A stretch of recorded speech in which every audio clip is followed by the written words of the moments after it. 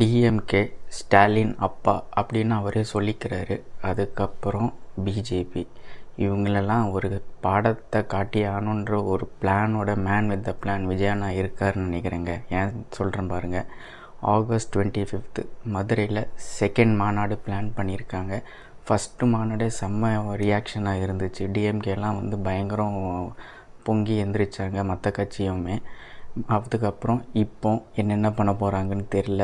August 25 date announce பண்ணிட்டாங்க. அதுக்கான ஒர்க்குமே இப்போ ஸ்டார்ட் ஆகிடுச்சு. எல்லாமே பூஜையும் பண்ணிட்டாங்க எல்லாமே.